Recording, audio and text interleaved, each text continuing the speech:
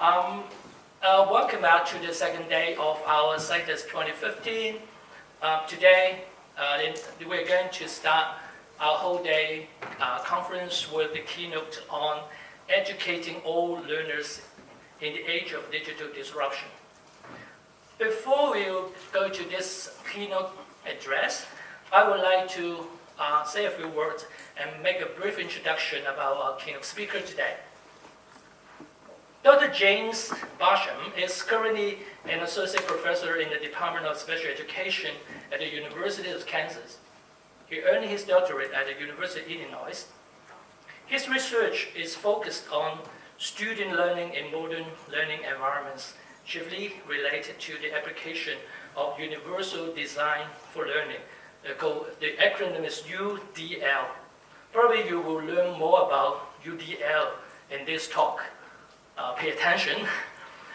He is well published, has given numerous talks, and has served as a consultant for school districts, universities, state agencies, and corporate entities of modern learning environments.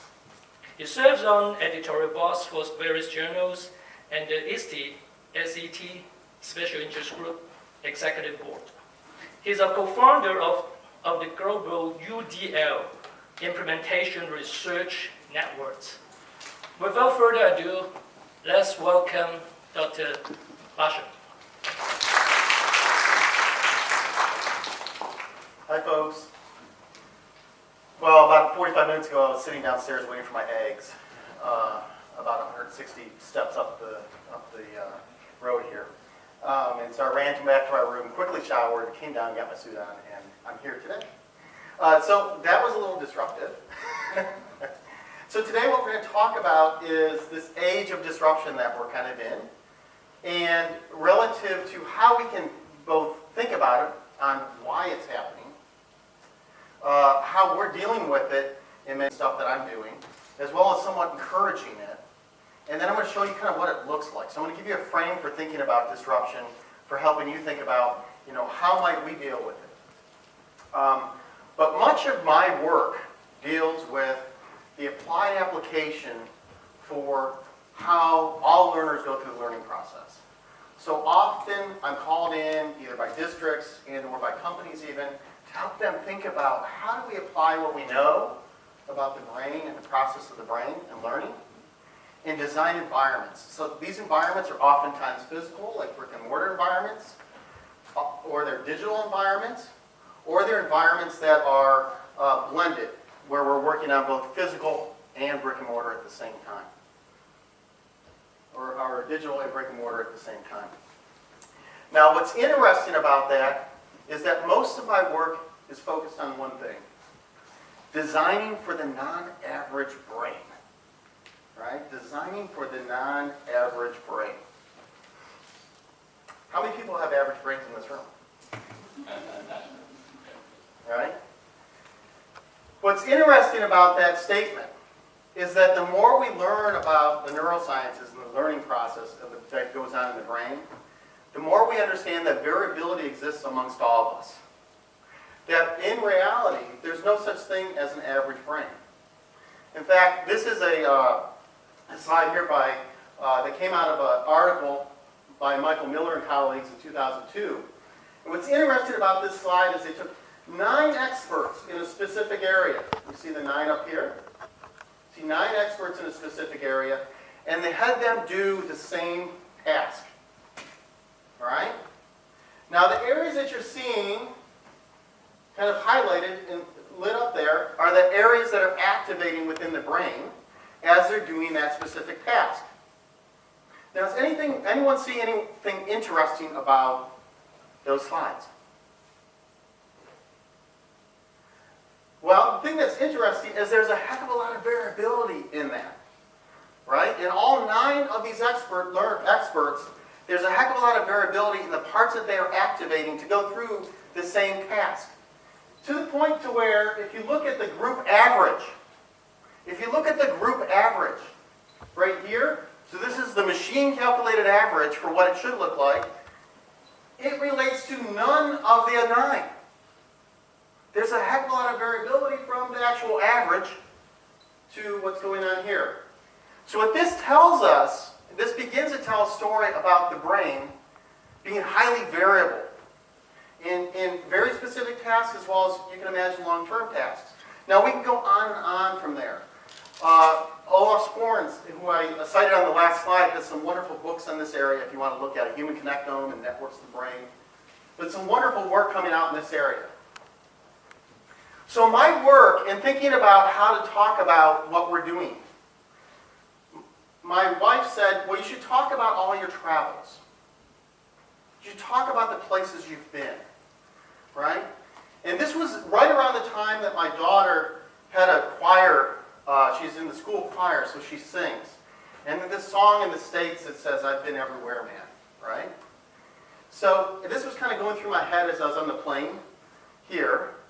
And then I pulled up my TripIt report. And TripIt's a little app, by the way. If you travel quite a bit, TripIt's wonderful. Give them a little advertisement.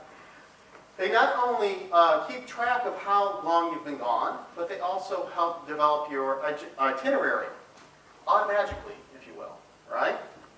So my wife wanted you to know, by the way, that I've been gone over the last 3+ years, 299 days. I've taken 86 trips.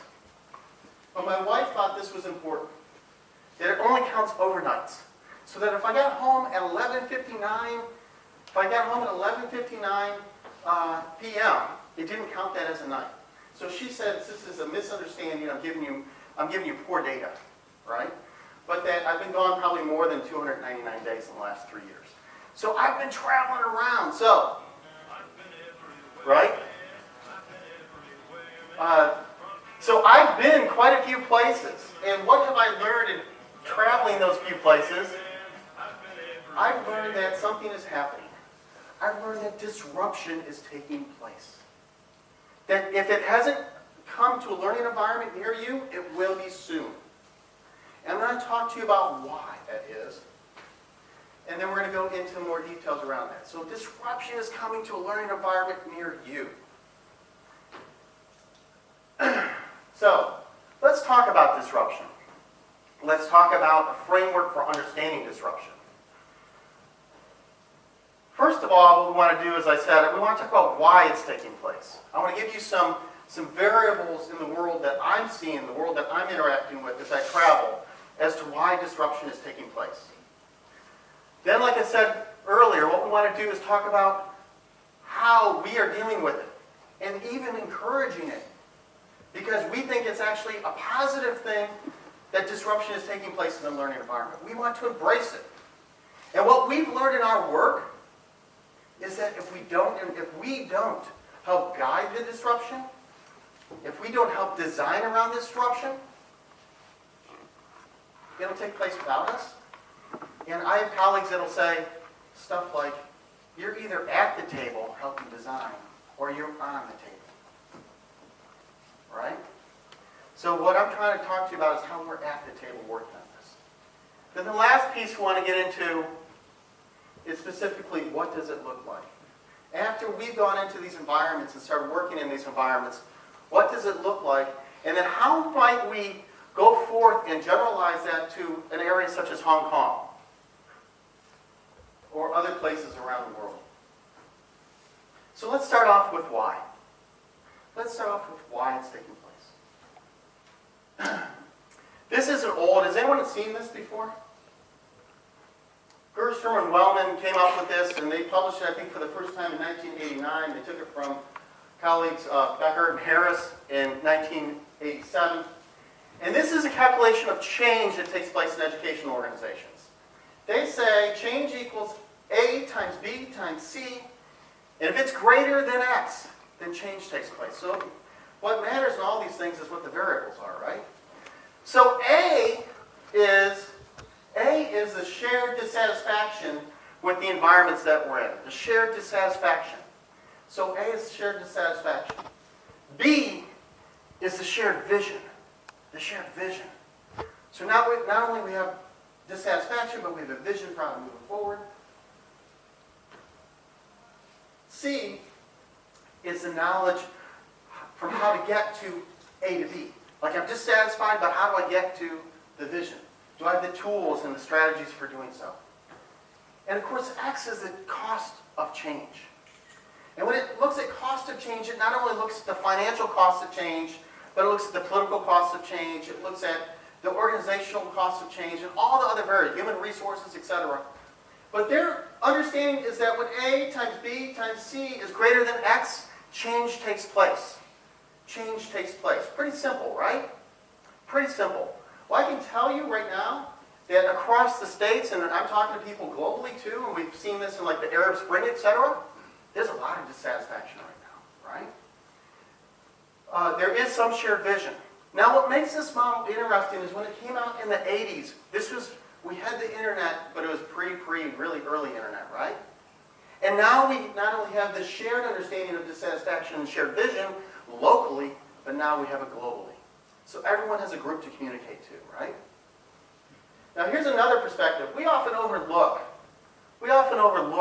a very important sector in our group, in our education system, and that's the business sector.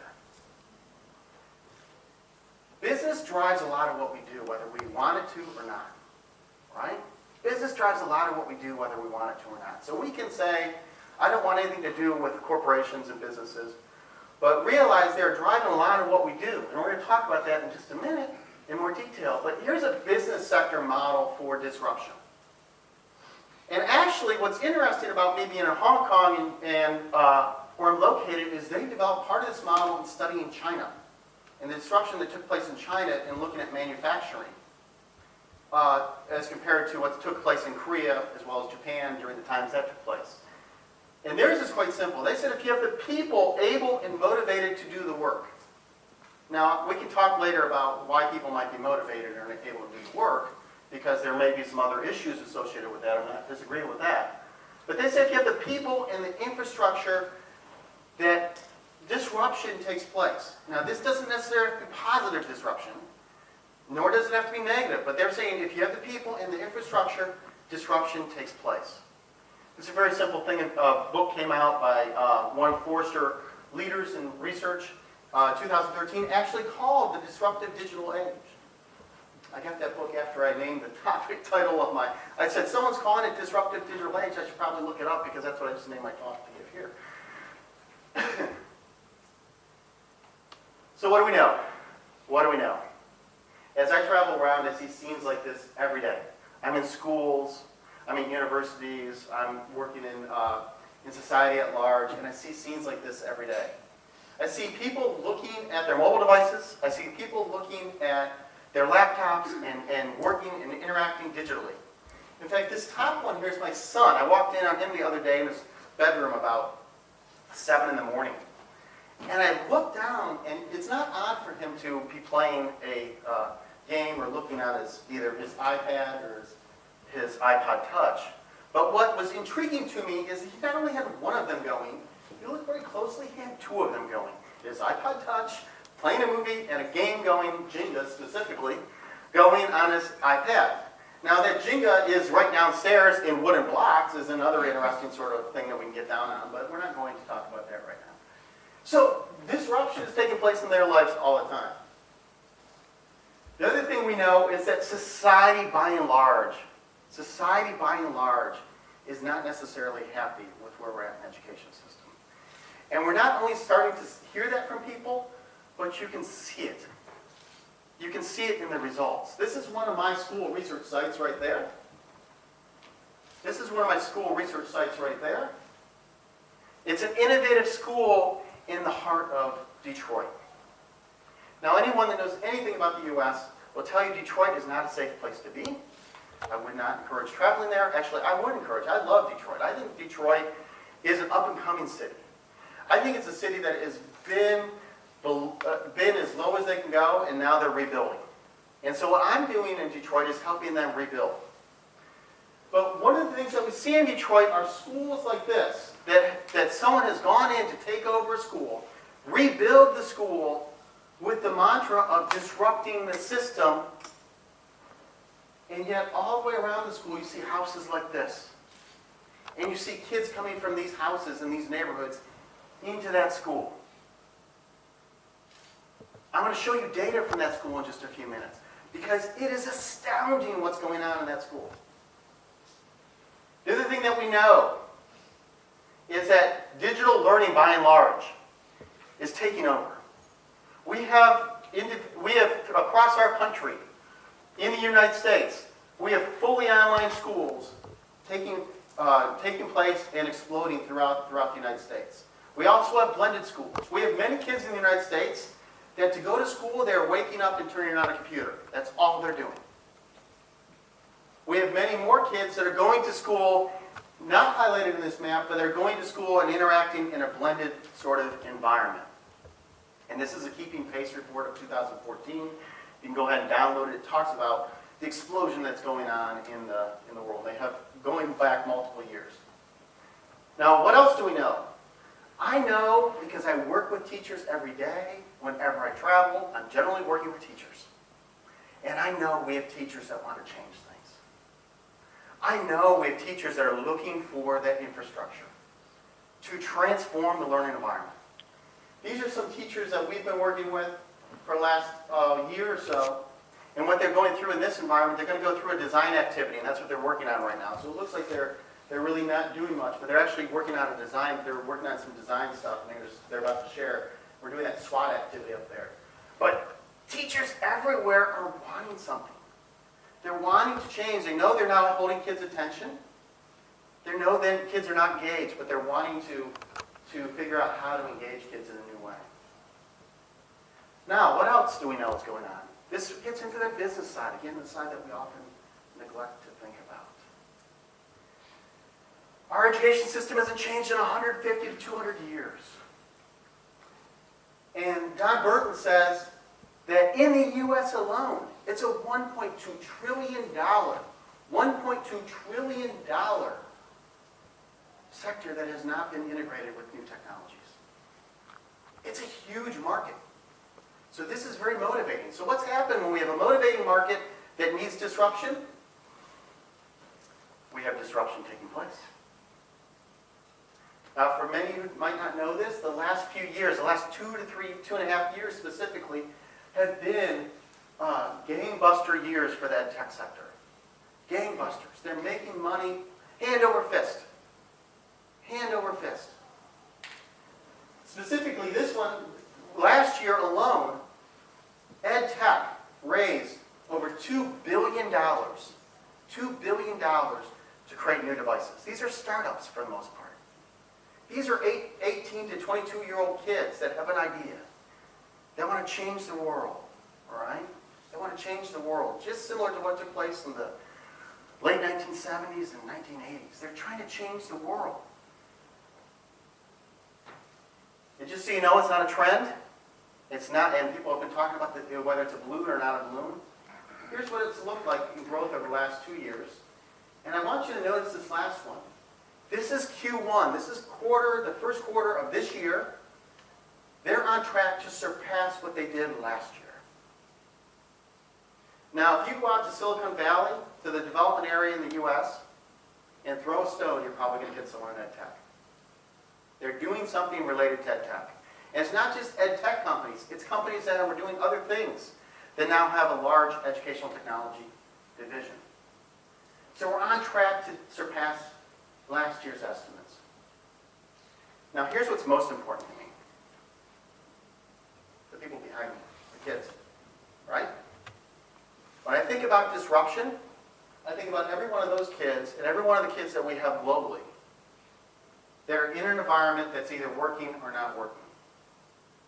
That's either generating the digital citizens and the citizenship that we need for tomorrow, or not developing the citizenship we need for tomorrow. This is one of those classrooms in that building I just showed you a few slides ago. This happens to be a middle school classroom. It's a kindergarten through 8th grade classroom, school. This happens to be a middle school classroom. Now, what's interesting about this classroom, in the States, for the most part, classrooms usually have under 30 kids. One teacher, usually under 30 kids. For the most part, there's give or take of that. This classroom right now has about 50 kids in it. In fact, you're only seeing about half of the room. If I were to turn around and show you the other half, they have a design studio that's actually behind me at this point, with kids working in it. There's about 50 kids working in here.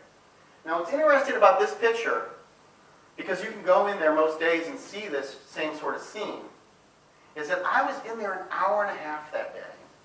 And I was measuring engagement for an hour and a half. And we had over 95% engagement for an hour and a half. Now to add more to that, if we were to look at risk factors associated with any population of kids, these kids here come from that neighborhood that I just showed you. Low socioeconomic status is what we call it in the States. And when you have low socioeconomic status, and when you have an education system that has failed generations of their family, which this system that this school took over for has done, you would expect these kids to be out of control. You would expect these kids not to be successful. But instead, they're extremely successful. They're extremely determined. They're extremely focused. And in talking to these kids, they will tell you that for the first time in your life, because we've interviewed many of them, for the first time in their life, the education system's giving them something. We've done it, and they've done it, and what we're doing with this group is studying what's working and what's not working in these environments. Because what this group has done is they said, take everything out of education, put the kid in the middle of the table, and redesign.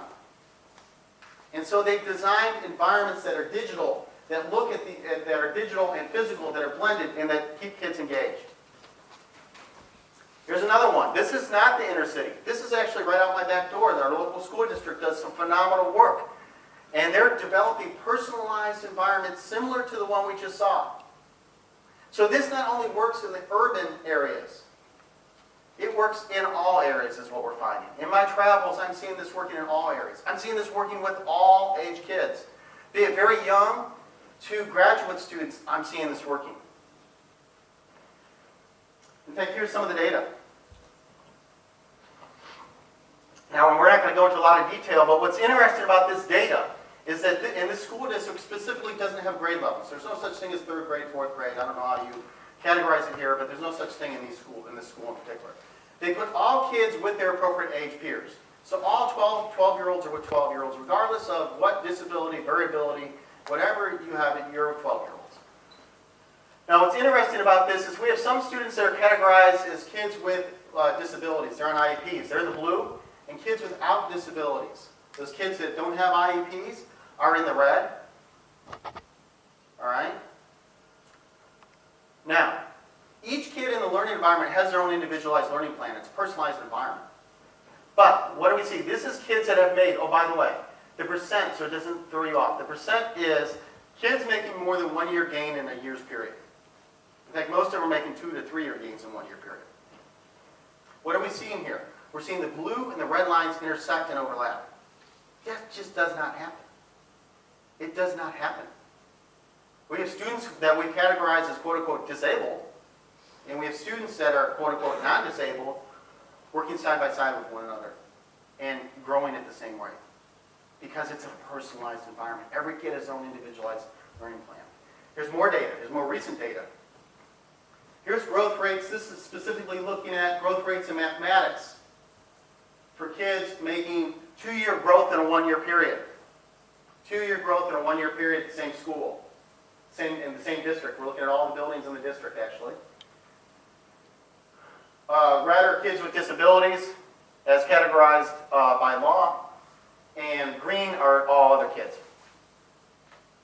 There's another one. Here's English language arts. This is them learning to read, language, etc. Again, 2-year growth. These are 1 year growth rates, skyrocketing, right? Same sort of categories. See direct overlap. That when we individualize, it's not only good for certain kids, it's good for all kids. When we personalize the environment, it's good for all kids. So, what I found in this travel is that disruption is taking place, but that disruption, by and large, has consequences. These environments have many, many consequences. And these environments have consequences that we have to redesign our current education environments to deal with. What are they? First of all, we have the perpetual innovation and disruption taking place. These environments don't go in Like, I remember when IT said, your computer's being imaged this year, and we can maybe re-image it. We can maybe re-image it next summer when we have time if you're on the list. Nuh-uh. Not these environments.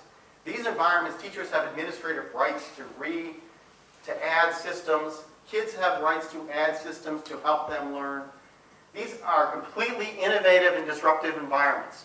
So what does that mean? It means we have to change the way we educate kids about things like, simple things like, is this a good system to load or is this not a good system to load? What implications does it have, et cetera, right? These are disruptive environments. They're innovative. They're changing the way we think about things such as technology, but also changing the way we think about learning. Because these environments are no longer concerned about test scores. These environments are concerned about developing learners. And we're going to talk about that in more detail in a few minutes. That we have greater access. These environments have greater access. While these environments for the younger kids have firewalls built into them to provide for internet safety, there is greater access by and large. And what's more important, these environments are not only focused on what takes place during the school day, the few hours that the teachers have them, they're concerned about what's taking place when they're home. They're concerned about my son sitting in his bedroom with 2 screens on and the potential for him to be interacting with someone and what does that mean. And teaching the ethics around that.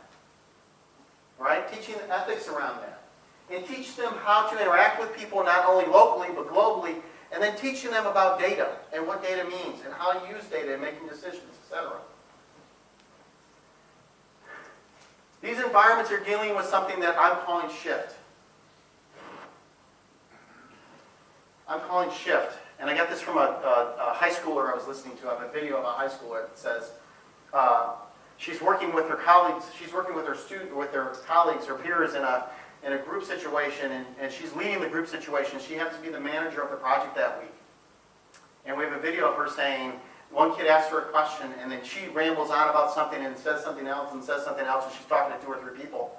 And the kid says back to her, he says, okay, so tell me again, what did you mean? And she goes, I'm sorry, I tend to rapid fire shift. And I'm assuming people are keeping up with me. Similar to what I'm doing here today in my short talk. But I call it shift. They're dealing with this notion that kids are moving from one position to another position. They're moving from working individually on their own to working in a group of people to leading a group of people. That's what we're seeing a lot of. They're leading a group of people to taking in a role where someone is leading them to being a good collaborator. They're shifting through this process. And so these environments are paying attention to shift of attention.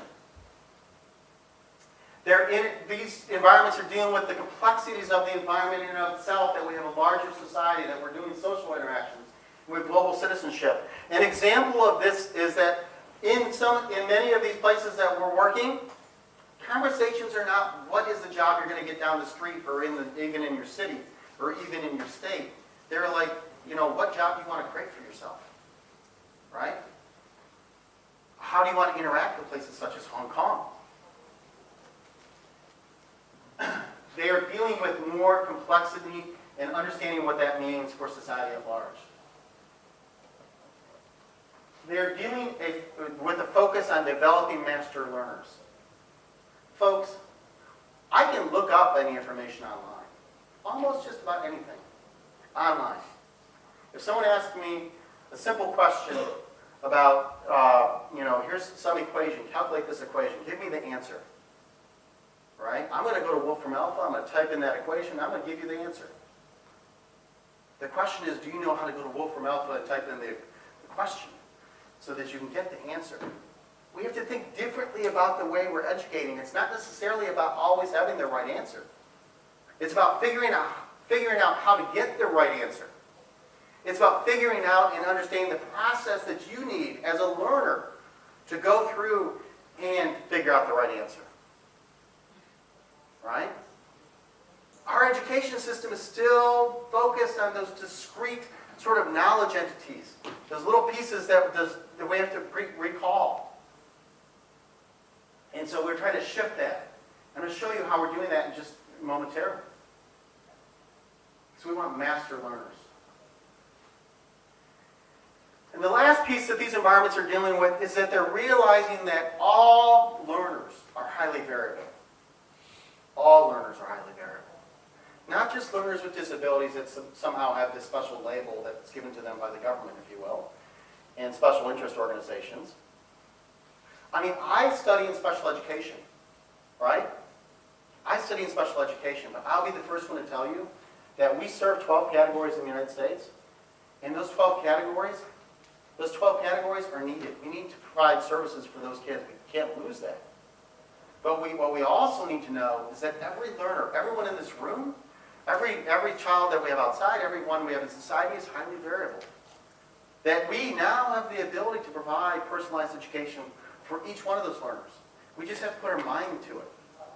And that's part of that disruption. That's part of that disruption.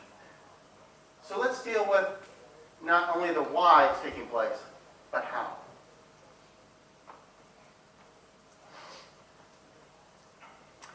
Let's talk about universal design for learning. How many people in the room, raise a show of hands, have heard of UDL or universal design for learning? Okay, well, what you're about to learn, you're about to get the basics. Now realize, I have doctoral students that are coming to school and studying multiple years to kind of get an in-depth sort of understanding of UDL. We work a lot with the founders, cast, on what is UDL, how to apply it to environments, etc. You're going to get it in about 5 minutes so that you have an understanding of what it is so we can move on to the next part. So UDL, by and large, deals with generally what we know about the general construct of learning within cognitive neuroscience, right? And it recognizes, now these drawings aren't specific, they're generalizably correct, but they're not obviously correct based on the imaging you just saw a few minutes ago. But that we have 3 networks that are involved in the learning process. 3 networks that are involved in the learning process. We have the Affective Network, which is the why of learning, which deals with engagement. It's why we are here, it's why we are engaged, why we're disengaged, etc., right? We have the Recognition Network, which is in the middle here, which deals with how we recognize information, whether we realize it's English, Chinese, what sort of Chinese, etc. It goes through, do we recognize it? Can we map onto it from background knowledge, right? What does this mean for future learning? It's dealing with all that process of recognition. And it deals with how we represent that information. The last part is the Strategic Network, which is the action expression. It's once we're engaged, right?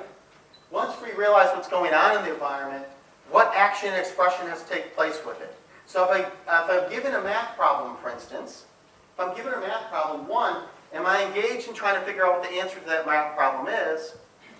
2, do I even recognize any of the math problem itself, and does it map onto something I've known in the past and can comprehend? And then can I take action on it to get the right answer? Right? Does that make sense? 3 networks of the brain, very quickly. Now here's an example I'd love to give on this process. And I've been driving around in cabs and everything, so I've seen this in Hong Kong, and I've been terrified a few times. In fact, yesterday we went around this corner, and I'm still not used to driving on the wrong side of the road in my mind. That was a little joke. But here's a great example. So in the U.S., the kids are killing it in accidents. They get a driver's license around 16 in the U.S., right? So as 16-year-olds, they're driving. They learn to drive. Now, driving is a specific sort of skill that not only you have to be taught, but you have to have experience at, right? How many people drive in this room? I know we're in Hong Kong, not many people drive. Okay, some people. All right, well, you get this skill, and then you have to learn about it. So what's interesting is if you're driving home from work one day, and brake lights go off in front of you, the first thing you have to do is you have to be engaged in the driving process to recognize the brake lights have gone off in front of you. Because if what's happening is, if you're texting, if you're doing this while you're driving, you're really not engaged with what you're doing, right? And if you're not engaged, the first thing you might do is crash into the car behind you. But say that you are engaged, you're driving the way you're supposed to be, and you're driving down, the brake lights go off, the first thing your brain has to do is it has to represent and understand that, oh, brake lights, right? The next piece is it has to figure out, okay, are the brake lights right in front of me? And if they are, how much pressure do I apply to the brake? Oh, I have to apply a lot of pressure to the brake. Or, oh, they're a ways down the road, I'm going to take my foot off the gas and just slow down a little bit. Traffic seems to be coming to a slow point, right? Now, we teach people how to drive. But learning these nuanced sort of understandings of how to drive is a much different sort of understanding. And that's a little example of how that works in the learning process. And it can be long-term, such as how you decide on what your major is and whether you're engaged throughout your major in college, etc. Or it can be short-term, such as driving. Like, I'm in that instance, I need to apply the brakes. Now, so when we do this, we realize that the brains, because there's a high amount of variability that people that come to our environment, what we have to do is provide multiple means, multiple ways for us to engage all learners, provide multiple ways to represent the information. And then we have to give them multiple ways to demonstrate their understanding. And that's the real basics of this thing. Now, I'm going to complicate it a little bit and just show you that there's more nuanced sort of understanding of what this means. So this is out there. I'm going to give you links to it later. You can download it at the National Center on UDL. There's actually, I think, a version or two in Chinese, as well as obviously other languages. So you can share it with amongst your colleagues and friends that don't speak English. But you have the multiple means of engagement, representation, action, and expression, and then here it's broken down into some considerations. So this is around self-regulation, and what does it mean in self-regulation, sustaining effort, persistence, etc. So we're not going to go through this, but know this is it's based on cognitive neuroscience as well as applied science in the field.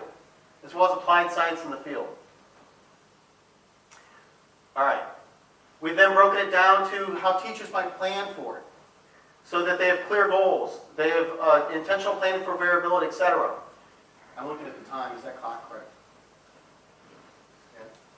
So, and then we've broken it down to a 5-step process for planning units, because if we talk about teachers, how do we plan units in these disruptive environments, taking UDL into consideration? With going through a backward sort of process of defining the outcomes, anticipating the variability, developing the assessments, and then in step 4, and only in step 4, do we develop the learning experience itself. So we don't head in and say, let's develop the learning experience, we say, let's develop everything else and then the learning experience. And this is an organization that helped co-found the UDL Implementation and Research Network, and this is downloadable there. All right, there's some other sites, the National Center on UDL, as well as our site, the UDL Implementation and Research Network, which both these sites have places that you can gain information on UDL. And I'm going to give you a couple more resources in just a few minutes. That might be helpful in thinking about this stuff. I see some cameras up, so I'm going to just give it a second. And I know there's a T after this, and so we could talk a little bit more during the T after this and give you some more resources. Okay. So now we've talked about the why and the how. Now let's talk about what it looks like. What does it look like when we do this in these environments? Well, it looks like when we're working with teachers a very design-oriented process, where we're designing systems that they need to have in place. Now notice some of these systems are very low-tech, initially, especially initially.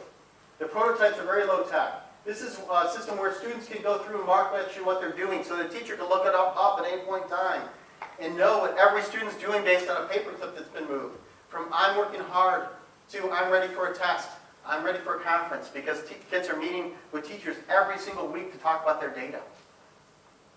They talk about what is effective learning and what does effective learning look like, and how do I know whether students are engaged or not engaged. What does teaching look like in these environments? Because this teaching in these environments does not mean standing up in front of 50 people or 100 people or even a classroom of people and giving a lecture. It means something completely different. Now, we've taken UDL, and I talked about this the other day in a talk. We've taken UDL and done a lot of school reform. We've designed video games with filament games with it on UDL, if you go into filament games. And we've designed some apps around UDL. And there's other companies that have taken up our work and have gone through and designed apps that are on the App Store now if you're an iOS user. But the other thing that we're seeing in these environments is that they're not human mediated, they're not machine mediated, but they have to be both they're blended. And if you're not familiar with the Christensen Institute, and what the Christensen Institute has done is they've defined blended learning. And you can look up the Christensen Institute's models, and they have a pretty decent understanding of what blended learning is and kind of what it looks like. The video's there for you. But what we've done is we've taken what we know about UDL and design environments and developed them into an understanding of what we have for the last couple of years been going around the my colleagues and I, actually from CAST, have gone through the United States and started looking at what it means to take UDL and embed it in a personalized learning environment. And so we've gone through and assessed what variables are needed to generally personalize learning in an environment. And so we've come up with multiple things, and we have the 9 elements that we say are effective practice of personalization and how UDL embeds in those things. So let's take a look at a couple things now. Now you can see that a couple of these things are low tech. They're pretty low tech. Teachers have designed these. Oftentimes as we take teachers through the design process, we have them prototype. We have them prototype, and we're not going to take a lot of time to develop this fairly sophisticated system during the prototyping process. We want the teachers to take on the role of being a learning engineer. That's what we call them, learning engineers, right? And as they take on a process to learning engineer, they're going through the engineering process and developing prototypes and testing them in their classroom. This is a prototype for telling kids the learning cycle that's taking place in the classroom. So that if you have 30 kids, 50 kids, or even 20 kids in your classroom, what's it look like? What are they actually doing? So that kids can identify, I'm in a learn process, in which I'm choosing whether I want to learn from a teacher, read from a book, learn from a video, learn from a simulation. They're choosing how they actually want to learn. Then they're choosing how they want to practice. I'm going to develop a website, I'm going to develop a PowerPoint, I'm going to write a paper, I'm going to do et cetera, et cetera, et cetera. They're choosing that learn. And then they're taking a mastery quiz and then conferencing with the teacher. And that's just something that teachers use in her room to help guide the learning that's taking place for about 23 kids in that classroom that are actually involved. So each kid may be either working independently or working in a group, but they're all going through a learning process, and that's the process. This is another example from another district we're working in actually a 3rd grade classroom where they're going through math at their own pace. And what this teacher said, it was amazing to me. This is a general education classroom. This teacher said, before we started working with you, I was teaching 1 math lesson a day. 1. Because I have 26 kids in the math. So I was teaching 1 lesson. We started working on this stuff, and we started personalizing. And I'm teaching between 5 to 7 lessons a day in my classroom. Because I have some kids that are way far advanced, and some kids that are slower, and then I have kids that are in between. And you'll see here, kids are going up. These are kids interacting on the board as to where they're located. Kids are correcting their own work. And they're identifying themselves as experts. They're developing as experts. And if they're expert, then they can help other kids. If they need more understanding, they're blue and red and so on. So they're progressing through the thing.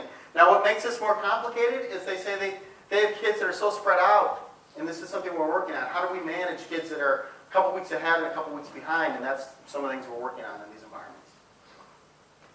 Here's one where a teacher is gathering data around the types of learning that's taking place in their classroom, dealing with the levels of learning. So what this teacher's wanting is more kids up here. And so they're having the kids work on, every time they do a new learn, every time they do something new, they're mapping where it fits on the chart. And they're gathering that data so that they can look at the kids, and what you're not seeing here is there's initials on each one of these. And so each one is associated with a kid, right? And so the teacher's able to then take this data, enter it into a system, and then calculate how we need to push more kids up to the top. And these are things that we're designing in these classrooms. This is one that's fully fledged out. This is by a company called Agilix who we're working with, and they developed a system called Buzz. And Buzz is a personalized learning system. And what it does is it sits in these blended environments and helps kids personalize their experience. This is just one of the screens, obviously, but it's interesting because this is showing the progress and pacing map. And they're looking at different modules, and you're seeing kind of where the kid's located. They're seeing it's kind of covering up, but there's a runner where you have where you're located, where you should be, etc. And it's continually gathering data. And if we go to other screens, it'll show badges kids are receiving. But what's interesting in here is it gives for a self-assessment. So the kids can say, I was engaged. They can move their understanding, whether they're expert to not an expert, whether they have interest levels or not. And also, you can imagine all the open educational resources, all the little pieces that are in this tool are being rated by students all the time, whether it's an engaging OER, whether it's a non-engaging OER, etc. And so kids are actually moving those things, and these are all the data that's coming into these environments. Okay, we're almost done. So you'll see these environments are very alive with different activities going on. that any space turns into a learning space. And then we have lots of evidence of what actually mastery of learning actually looks like. And now, we've also embedded this into how we teach teachers. This is actually one of my lecture halls, one of my classes. Does it look like a lecture hall we have here? Right? All the kids are interacting and engaging with one another. We're actually doing a blended unit fair during this picture. And then we do assignments where kids are not only they can choose whether they want to write a paper, whether they want to do a video, whether they want to, they have, my students as future teachers have the ability to choose how they demonstrate their own learning. This classroom happened to be an undergraduate class of junior seniors that I flipped, right? So the classroom's flipped. So they come to school, they come to my class, and they've already gone through the content, and now we're applying it. This assignment in particular, they were asked to develop a public service announcement because we, of course, are teaching about cognitive neuroscience in class now, so that the teachers understand how the actual learning process actually works. And so this is a representation of this PSA where... Teacher, this is a public service announcement for you. So she goes through and demonstrates with your brain. The brain Simple, right? and the learning process. Even in the past 10 years, studies on the brain... We're not going to watch the whole thing because we're out of time, but right? For one thing... And this was just a every day, every week sort of, she did this.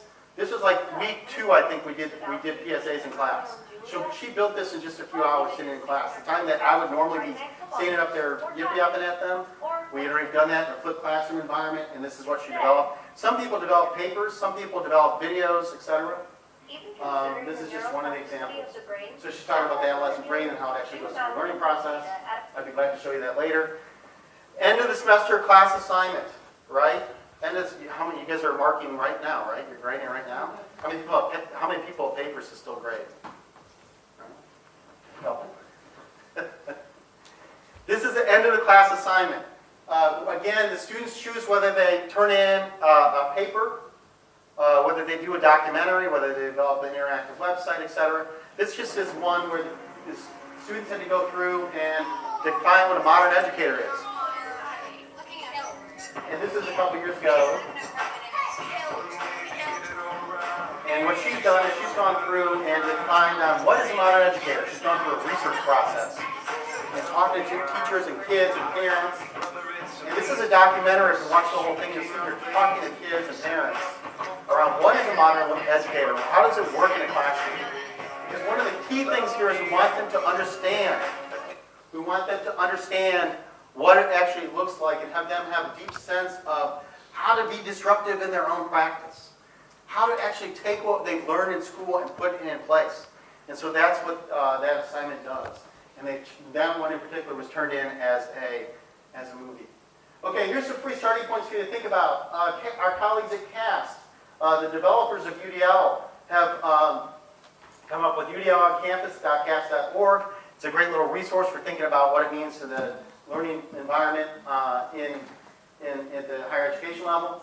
My colleague and I at the UDL, there's a bunch of us at the UDL IRN, but we just developed a blueprint for considering implementation. It looks at it from unfortunately from a US-centric sort of perspective, but it looks at states, districts, and schools and what it would mean for folks in that area and teachers. So these are both free resources, by the way. And then the last free resource I'm going to give you, and then we're going to be kind of out of here, end the presentation, is a paper that was just released, I think, last week or the week before last. Some colleagues and I kind of convened. We're the conveners of a technology-enabled personalized learning summit that took place in 2014. And we just finished and released the final publication off that, which is the summit summary. And within that, what we're talking about are the findings that we had both pre-summit, post-summit, and through the summit, and talking about how we can accelerate personalized learning in education spaces. So this is, again, another free download for you, and I provide you a couple links on which you can get it. I am happy to take questions here later on. We've kind of run out of time, but there's my contact information as well, and I will be around as we go enter tea, as well as kind of in and out throughout the rest of the day. Okay. Okay, thank you very much for Dr. Basham's lively presentation and particularly your resource. This is very important. Now, I think this time is tea and coffee, but then do you have any urgent question you want to ask? Anyone would like to raise any question? Yes, one of it. Now, we can, this is the only question because I realize the time. Okay, so you're very lucky. Thank you very much, James. Thanks for the presentation. How is assessment taken care of in this new system? That's a great question. So assessment, and when we've implemented UDL and we've looked at these environments that I showed you, students have to demonstrate 3 masteries of learning, right? So they have to demonstrate in those environments 3 things that demonstrate their learning process. So we have those initially 3 things, and then, so it could be anywhere from like a paper to a PowerPoint presentation and something like that. So it's rubric-based measurement. And then in those, most of the environments are still taking like an end of the unit sort of quiz, if you will, or test, which is somewhat of an issue, right? The assessment piece is the biggest issue in all of this. Like, how do we gather the data necessary to tell the kids when they're ready to move on? But in those environments that we're working in, they have 3 points of mastery where they're showing, demonstrating, and then there's 1 sort of quiz. Now the quiz, even if a kid scores poorly on the quiz, because we can go in, I gave a talk here Tuesday about what we've shown in game-based learning, for instance, is that kids can achieve higher levels of understanding and demonstration of mastery in gaming than they can oftentimes on paper and pencil. So what we've learned in that instance is that sometimes that those 3 points of mastery can override the actual quiz itself, because if the kid may not be able to generalize to the quiz, but they can do a more authentic sort of task. But the assessment piece is still the biggest piece that we're dealing with. So that's a great question. Mm-hmm. Thank you very much. I think you're most welcome to ask any question you like, or, sure. Because during the coffee and tea time. So now, after that, so we have parallel sessions.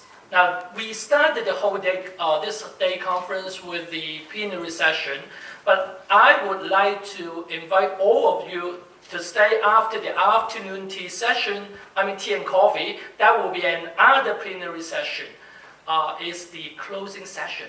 It is very important. So I would like to invite all of you, please stay after the tea break, the afternoon tea break, and then to join the discussion. The final closing session will be at 3:45. Okay.